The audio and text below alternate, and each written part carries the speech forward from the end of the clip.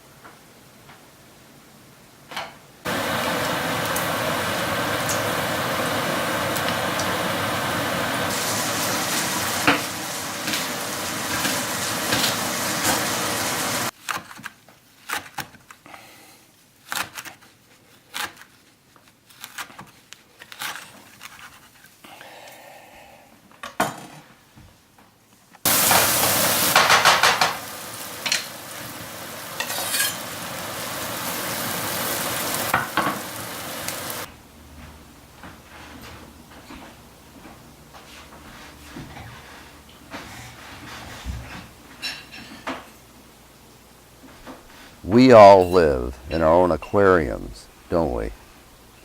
In my aquarium in Minnesota, I wake up with my routine. But within walking distance, many others live in a completely different kind of aquarium, more like a gymnasium, where they sleep and eat with no private space. They live lives that hardly resemble my own, and it bothers me. Why are they living like that in a country that boasts opportunity and wealth? So I started a nonprofit. It provided a method to give folks a way to make some money and have some purpose for the day. In that process, I got to know street survivors, and I was given a dare.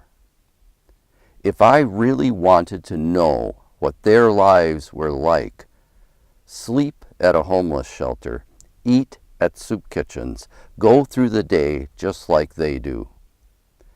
I agreed, but I was terrified. What would it be like? Would I get beat up? Or, as my wife said to me, pick up body lice? It took me almost 6 months to get up the guts to do it, and I got some counseling. My first day in a temporary shelter, I was petrified. I was scared stiff. Grew up in a pretty sheltered, non-black neighborhood. I had black neighbors, but I'd really never seen that many in one place at one time. All looking pretty desolate, all looking pretty scary actually, to me. I mean, the first night I ever spent at Dorothy Day, I lost my shoes. If you're carrying a bag or personal belongings, you know, you take your shoes, you tie them to your bag, you know, you put the bag up under your head, or, you know, you gotta strap it to you. You definitely need to look out for those that actually have a mentality, a street savvy mentality as you know, because everyone's trying to get over. Everybody's looking for the bigger piece, you know. You gotta look out for thieves, you gotta look out for those that's running game, you have to look out for those that's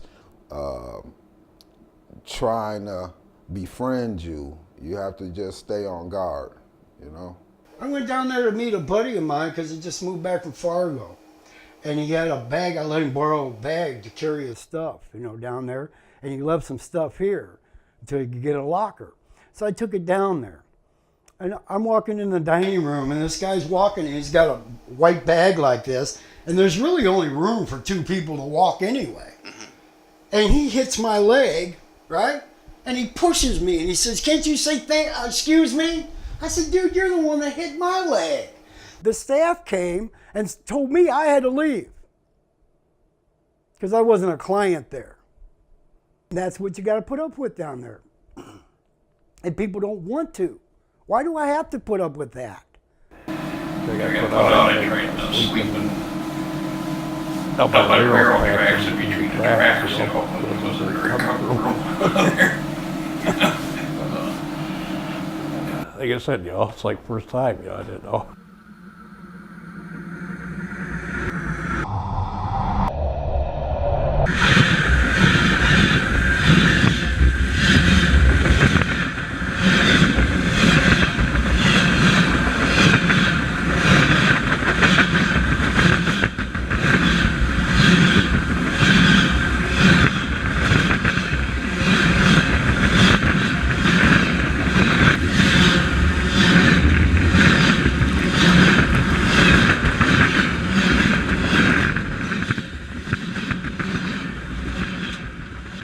Some guys up on the hill yelling at me. They had their campsite set up there. They were giving me a verbal threat, trespass warnings, don't come near their camp or whatever. So I ended up at the mission down there. I wasn't really welcome with open arms down there by people that are already there. So, I don't know if it was a territorial thing or whatever. That's just the way it is, I guess. The advice didn't scare me. I was raised in Flint, Michigan, the epicenter for crime and homicide. Still, I took advice for how I should present myself on my first night. You need to look out for, well, for starters, what you keep in your wallet. Or even bringing a wallet or money or cash or anything that has value. I would, if you're going to play the homeless role for a day, you leave those things at home. I'd even go so far as to say, leave your cell phone home.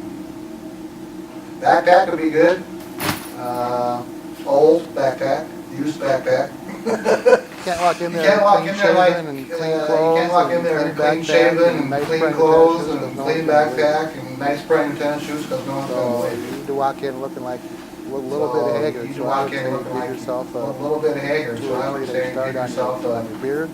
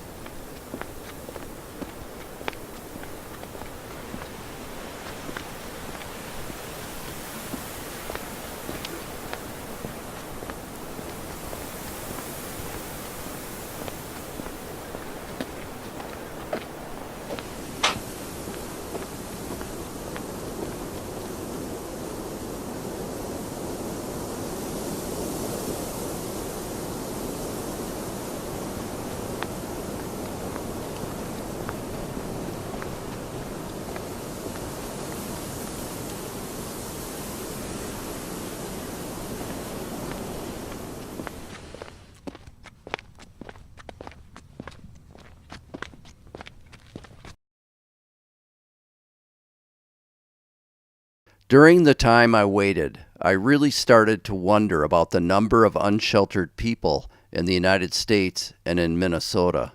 I looked it up later on.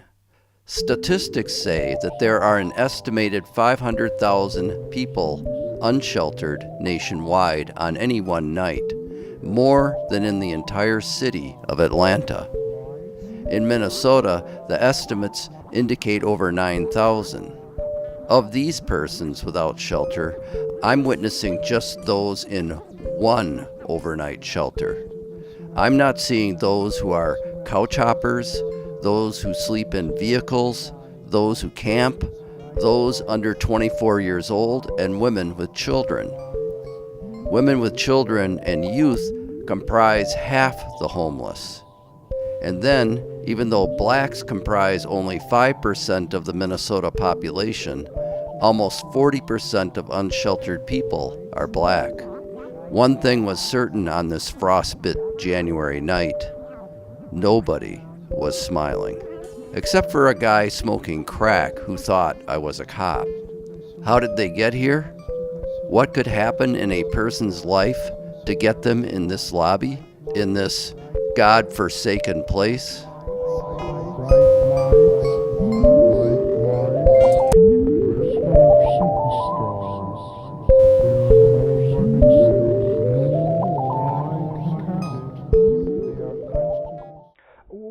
kid, I kept running away from home because my dad had beat me.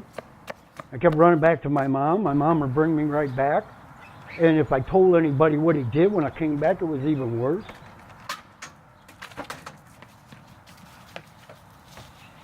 So pretty soon I was telling them, they'd ask me, what's the problem? And I go, I was afraid to tell anybody.